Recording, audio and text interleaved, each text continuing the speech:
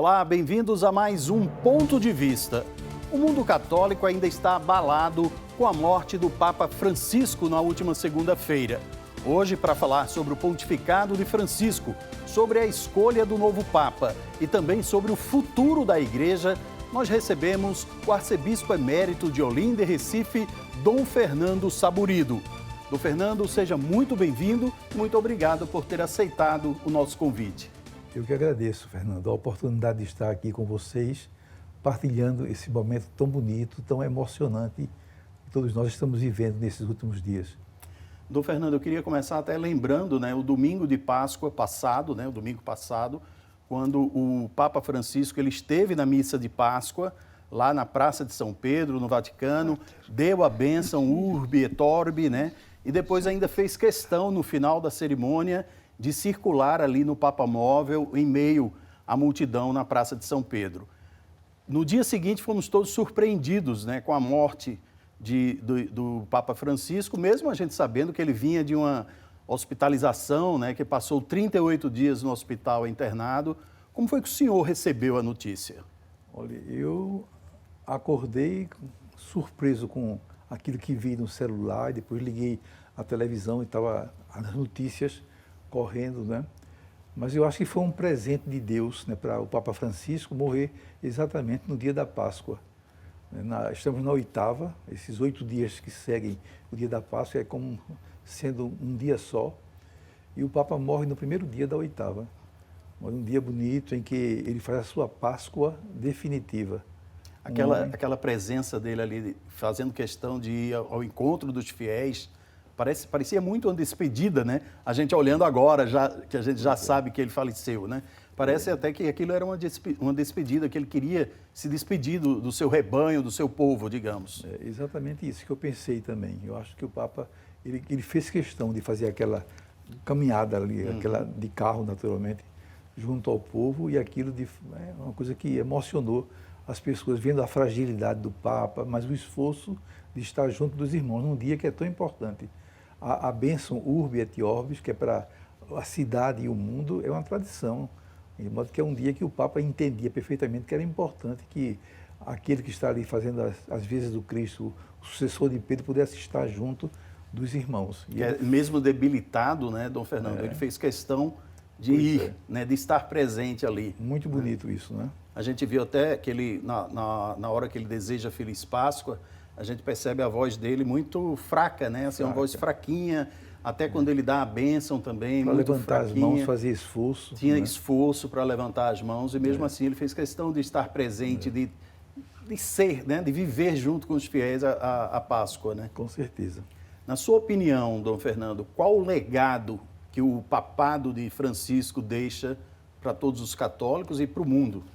Olha, isso nós sentimos desde o primeiro momento, quando o Papa Francisco foi apresentado para aquela multidão na Praça São Pedro, ele se ajoelhou e pediu às pessoas que rezassem por ele. Isso já foi um gesto muito humilde. E depois a escolha do nome, Francisco, que muita gente imaginou que, sendo ele um jesuíta, ele quisesse homenagear São Francisco Xavier, padroeiro das missões. Mas ele disse, não, eu quero homenagear Francisco de Assis, realmente para ter esse comprometimento com os pobres. E um detalhe importante aí na escolha do nome Francisco, em homenagem a São Francisco de Assis, é que ele quis ser chamado só de Francisco, e não como Francisco I, que seria a tradição da igreja, Como o primeiro nome sempre seria o Francisco I. E ele, desde o início, disse, não, vou me chamar só Francisco. E a igreja, nessa escolha dele por Francisco, desde o início ele mostrou também que queria uma igreja mais perto dos pobres, junto aos marginalizados, aos imigrantes, que é um problema que atinge toda a Europa. Esse estilo de Francisco abalou muito a igreja também, Muito. Muita gente não esperava um papa assim. Olha, no conclave, quando saiu o resultado da votação, ele tinha ao lado o cardeal Cláudio Umes, que disse para ele, Francisco, lembra-te dos pobres. Ele inclusive, contava isso, O Papa Francisco contava, sempre falava do cardeal Cláudio Umes. E ele viveu isso intensamente. Realmente foi o grande carisma do Papa Francisco, a sensibilidade dele para com os pobres que estavam na Praça de São Pedro, cuidando de coisas pequenas, como alimentação, um banho, uma lavagem de roupa, tudo isso fez a diferença. A gente percebia o quanto aquelas pessoas que estavam ali na Praça de São Pedro tinham admiração, um apreço pelo Papa, inclusive participando com ele de refeições. O Papa sentava na mesa com os pobres, participando de refeições. Tudo isso é um sinal muito belo, né, de fraternidade, de preocupação com os carentes.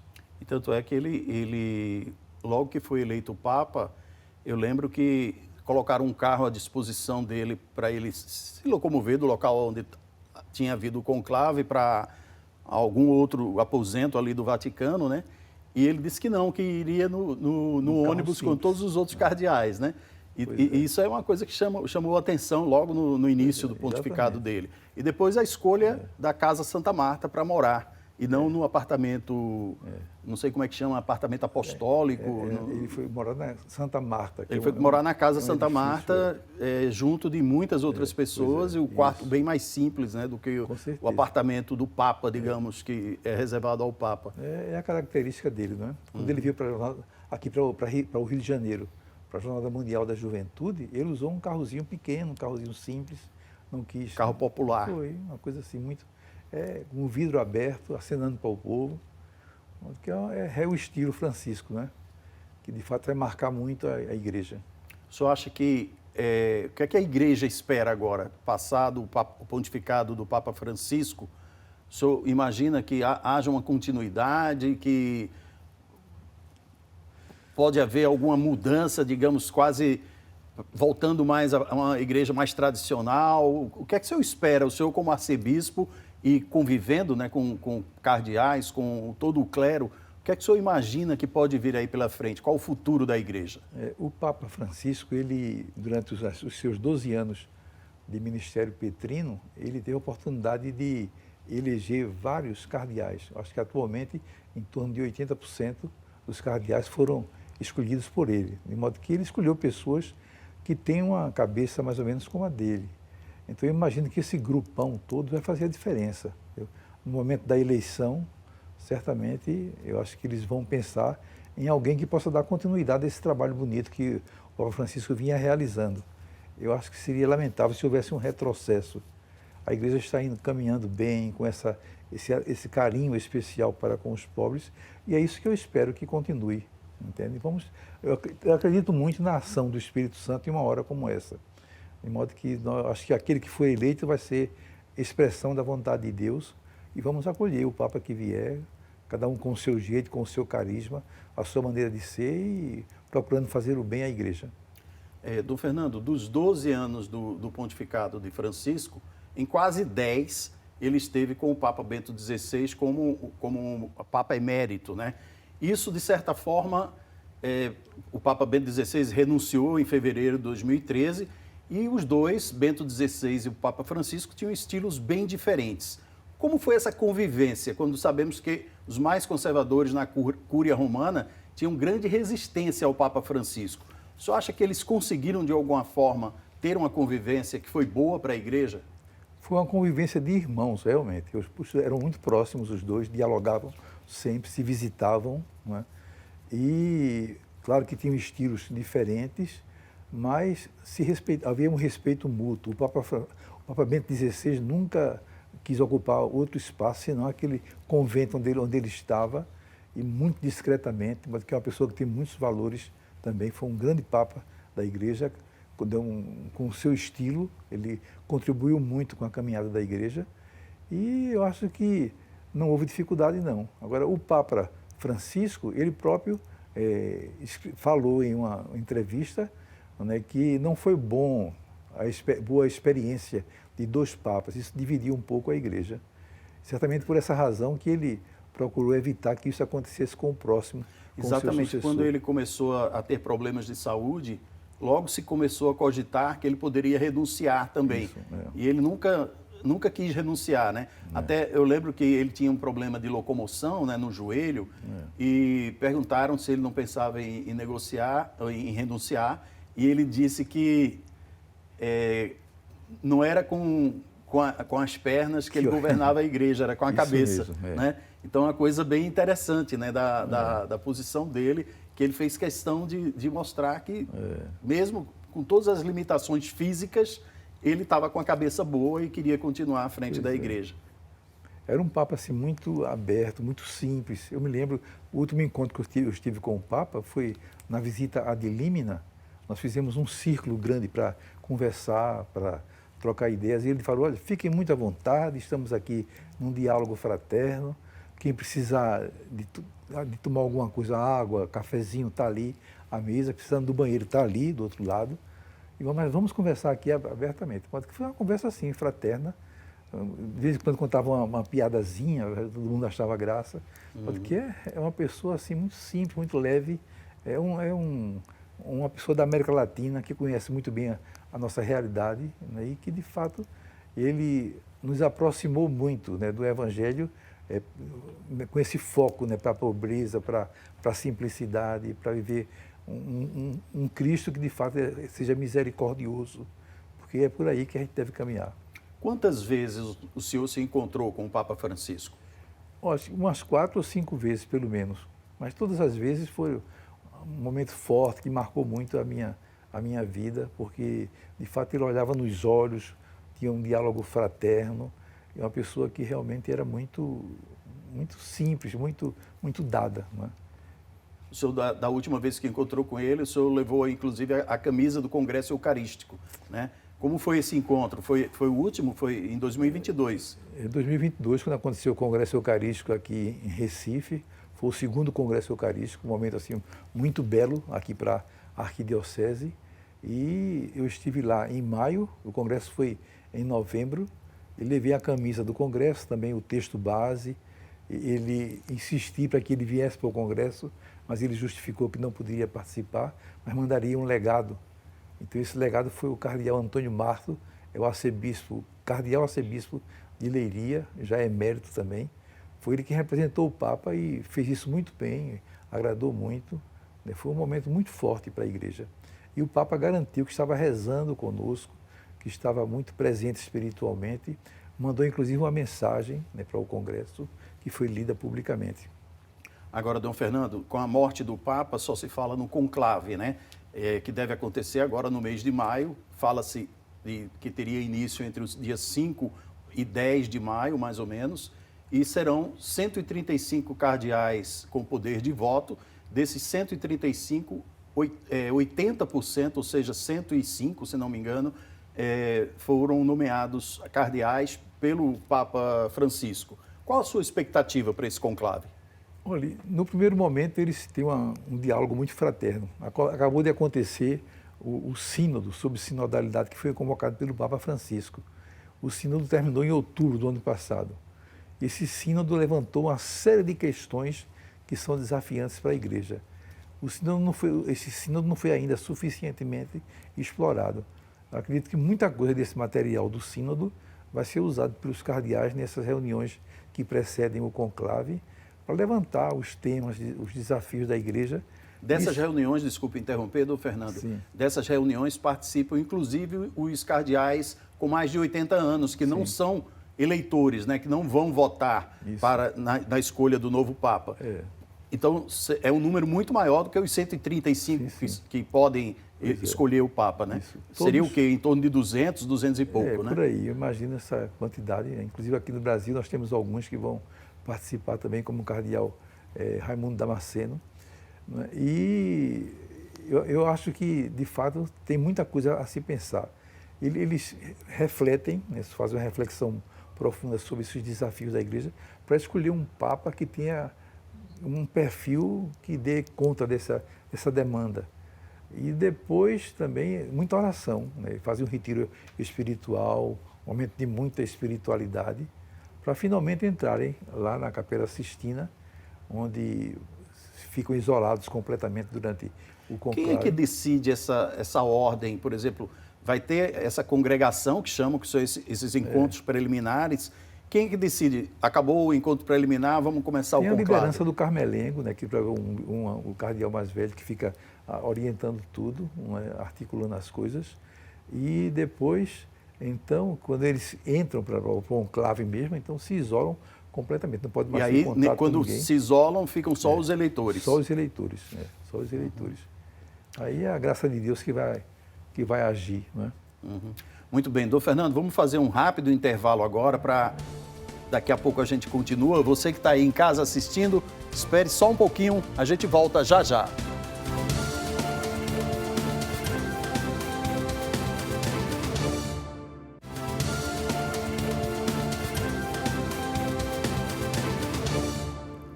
O Ponto de Vista está de volta. Hoje estamos recebendo o arcebispo emérito de Olinda e Recife, Dom Fernando Saburido. Dom Fernando, vamos continuar a nossa conversa sobre o Papa Francisco, o conclave que vai escolher o novo Papa. Eu queria, antes de falar mais do conclave, perguntar para o senhor o que é que o senhor acha que marcou mais o pontificado do Papa Francisco? Foi essa igreja voltada para os mais pobres? O que é que foi exatamente?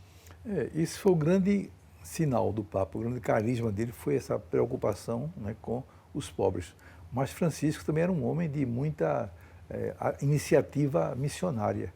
As viagens, né, que ele fez foram muito belas, sobretudo a sua sensibilidade em visitar países onde haviam problemas mais sérios. O envolvimento deles, por exemplo, com a questão das guerras. Não é? Inclusive visitou países em guerra, né? Países em guerra. De modo que é um homem, é um pastor, realmente, é uma pessoa que tinha muita sensibilidade. Uma coisa que me admirou muito, Fernando, foi que ele não visitou o seu país, né? Exato, em 12 anos como Papa não visitou nenhuma vez a Argentina. Né? Isso, inclusive, alguns argentinos ficaram um pouco chateados, né? Aqui na América do Sul ele visitou o Brasil, Paraguai, Bolívia e Equador. Quer dizer, esteve Brasil e Paraguai bem próximos à Argentina, mas ele não foi lá. Agora, na Jornada Mundial da Juventude, tinha muitos argentinos aqui. Sim. Muitos jovens argentinos vieram em peso, né, para participar daquele momento. Dom Fernando, essa preocupação do Papa Francisco com os mais pobres me leva muito a pensar em Dom Helder Câmara. Né? Dom Helder, que foi arcebispo também aqui de Olinda e Recife, e falava muito da igreja voltada para os mais pobres, que foi uma coisa, inclusive, que veio do Concílio Vaticano II também. Né? Dom Helder pregava muito essa igreja mais próxima dos pobres, mais voltada para os pobres. Só acha que o papado do Papa Francisco pode ser comparado com essa atuação de Dom Helder como arcebispo aqui de Olinda e Recife? Sem dúvida nenhuma. Eu acho que o Papa Francisco foi o Papa dos sonhos, né, de Dom Helder. Que seria uma igreja assim, mais despojada. E isso desde o primeiro momento, quando ele escolheu morar lá em Santa Marta, já foi um sinal bonito, né? Todo esse despojamento do Papa Francisco tem muito a ver com aquilo que Dom Helder vivia, pensava. Não é? Dom Helder participou do Concílio Vaticano II e teve uma participação muito forte. Né? E ele nunca foi um homem assim da linha de frente, ele sempre articulava. Os bispos escolhiam um cardeal para poder falar em nome daquele grupo, sabe? E naquele tempo, o cardeal Montini, que depois foi o Papa Paulo VI, substituiu João XXIII, que era muito próximo de Dom Helder, era um desses que Dom Helder se articulava muito com ele, enquanto cardeal ainda, ou no começo do concílio, que é o estilo de Dom Helder. Dom Helder é uma pessoa de bastidores, mas tem um carisma assim muito forte, muito especial. As pessoas tinham prazer em trabalhar com ele e sempre com esse foco insistente na pobreza. De modo que certamente o Papa Francisco, né, seguiu essa direção. E ele tinha também por Dom Helder um carinho muito grande. Em algumas conversas que eu tive com o Papa Francisco... O senhor chegou a falar de Dom Helder com ele? Falei de Dom Helder e ele sempre fizava exatamente isso, a admiração que ele tinha, né, por Dom Helder, né, que ele era aqui da América Latina, de modo que conhecia bem Dom Helder, e podia então destacar esse valor desse homem que certamente o inspirou muito também. Vamos voltar a falar do conclave. Sempre que um Papa morre, tem o conclave para a escolha do novo Papa. E, como toda eleição, sempre começam a falar dos papáveis, né? Os papabili em italiano, né? Que são aqueles possíveis candidatos, né? Aqueles possíveis, os candidatos que têm possibilidade de se tornar Papa. Hoje fala-se muitos nomes, alguns italianos, outros europeus. e fala-se até de cardeais da Ásia, cardeais da África também, né, que nunca tiveram um papa. O senhor vê alguma possibilidade de a gente ter uma surpresa, assim, vir um papa de um lugar que ninguém está esperando? Olhe, Fernando, eu leio essas relações às vezes por curiosidade, né? Mas de fato eu não me prendo muito a isso não, porque eu acredito que quem guia um conclave é o Espírito Santo, sobretudo num momento como esse. Um conclave é uma coisa muito séria, não é? Você veja, o Papa Francisco não era falado, nunca esteve em lista nenhuma dessas. E, no entanto, foi ele que foi o eleito, não é?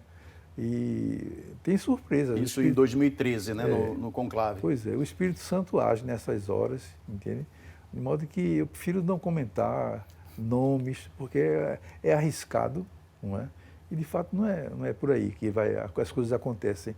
Isso é muito da mentalidade do mundo, mas para as coisas de Deus, eu acho que será eleito aquele que menos quer, aquele que é mais humilde, que tem mais dificuldades.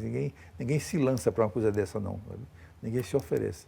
Eu entendo, agora vou insistir com uma coisa, porque alguns nomes fazem um certo sentido de serem cotados, né? Digamos, o secretário de Estado do Vaticano, o atual secretário de Estado do Vaticano, é o cardeal Pietro Parolin, que foi durante muitos anos, quase todo o pontificado do Papa Francisco, foi a pessoa do Papa Francisco nas viagens internacionais, era o diplomata, digamos, o ministro das Relações Exteriores, digamos, do Vaticano, era esse cardeal Pietro Parolin. Outro nome que se fala muito, também italiano, é o cardeal de Bolonha, Matteo Zuppi, né, que é uma pessoa muito ligada também ao Papa Francisco, muito voltada para questões sociais, né, muito preocupado também com questões sociais. E a gente tem um fator aí, Dom Fernando, que desde 1978, quer dizer, quase 50 anos, a Igreja Católica não tem um Papa italiano. O último foi o Paulo VI, que o senhor citou,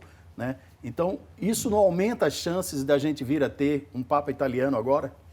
Olha, o cardeal Pietro Parolin, ele esteve aqui no Brasil o ano passado, né, veio pregar um retiro para o episcopado brasileiro, na Assembleia Geral da CNBB. E nós conversamos, tivemos a oportunidade de cumprimentá-lo. E realmente é uma pessoa muito carismática, uma pessoa que está muito próxima do Papa Francisco. Então, por essa razão, que é muito natural que ele seja um dos nomes que seja muito citado, sabe? Mas esse e tantos outros aí que você está falando, eu acho que tem sentido isso. E também, como você, eu acho que existe grande chance de se escolher a essa altura um Papa italiano, né? Mas tudo isso é imaginação. Especulação nossa, né, Dom Fernando? A gente não pode concretamente assegurar nada, não é? Mais do que de onde vem, o que me parece é que o importante é que linha esse Papa vai seguir, né? Como a gente falou, o senhor acredita que o Papa pode ser um Papa progressista, como era Francisco, pode ser um Papa mais conservador, como era o Bento XVI, né? Então, essa questão entre progressistas e conservadores é uma questão sempre em discussão na Igreja.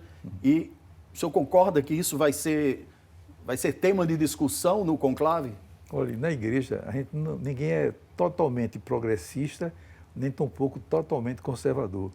Nós tomamos, às vezes, atitudes progressistas e, às vezes, atitudes conservadoras, dependendo do tema, dependendo da situação, dependendo da problemática, né, que nós estamos vivendo. E isso é que é bom, isso é que é bonito. A Igreja não tem essa definição. O nosso foco, não é o Evangelho, é viver o Evangelho, colocar em prática a palavra de Deus. Isso, às vezes, exige de cada um de nós uma atitude de um lado ou de outro, entendeu? De modo que isso é relativo. Essas coisas, eu acho que, para nós da Igreja, não tem nada realmente que tenha fundamento nessa ordem, não.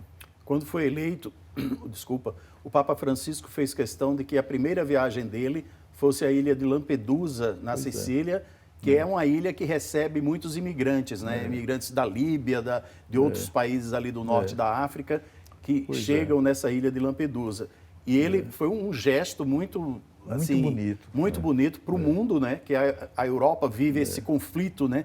Com a chegada de imigrantes, e o Papa mostrou já lá em 2013, essa preocupação dele de que a Europa recebesse bem os imigrantes, né? Que vinham da África em condições precárias de vida, buscando condições melhores. E hoje a gente tem o presidente dos Estados Unidos, Donald Trump, com uma política totalmente contrária aos imigrantes. Como é que o senhor avalia esse conflito aí da posição do Papa Francisco com o atual presidente dos Estados Unidos com relação aos imigrantes? Eu acho que esse gesto do Papa Francisco naquela ocasião de Lampedusa foi profético. Era um recado para o mundo, marcou muito o mundo, mostrar que a gente tem que ter sensibilidade para com as pessoas pobres, os migrantes especialmente. São muitos países que estão passando por essa dificuldade. O Brasil, inclusive, acolheu muitos migrantes aqui, foi uma coisa que foi edificante.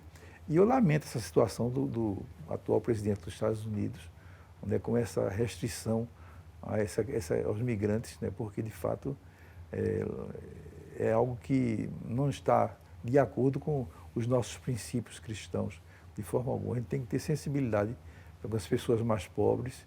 E, nesse sentido, então, o Papa Francisco tem muito a nos ensinar. Inclusive, o presidente dos Estados Unidos parece esquecer que os Estados Unidos foram formados por imigrantes, né? Imigrantes que vieram da Inglaterra, da Irlanda, né? E foi um país formado por imigrantes e criaram os Estados Unidos. E isso parece que o Trump meio que esquece, né? Com essa política anti-imigração.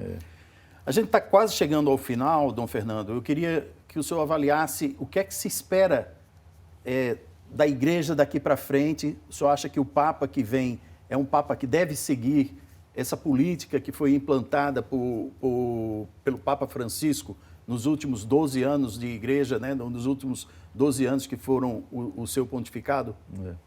Olha, Fernando, quando eu tomei posse aqui como arcebispo, em 2009, as pessoas me perguntavam muito: Dom Fernando, qual é o seu programa aqui para a arquidiocese? O que é que você vai fazer? O que é que você tem em mente aí para a arquidiocese?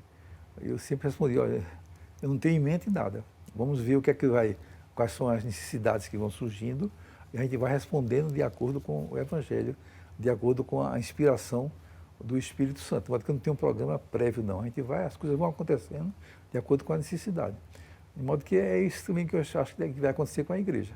O Papa que chegar será bendito, aquele que vem em nome do Senhor, será muito bem acolhido. Eu acho que ele terá realmente a grande tarefa de conduzir o povo de Deus no mundo todo. É um desafio realmente muito grande, vai ter muita responsabilidade, mas também vai ter muito apoio dos irmãos. Eu acho que o Papa é muito bem assessorado, não é?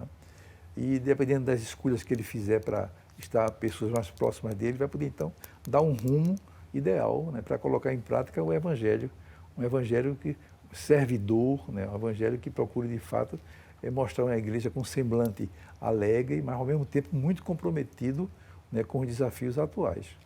Muito bem, Dom Fernando, com essa expectativa pelo conclave que está para começar, a gente encerra essa entrevista. Eu agradeço a sua presença aqui no Ponto de Vista. Muito obrigado. Eu que agradeço, Fernando, a oportunidade de estar com vocês. E a você que está em casa, muito obrigado também por ter acompanhado até aqui. A gente volta na semana que vem.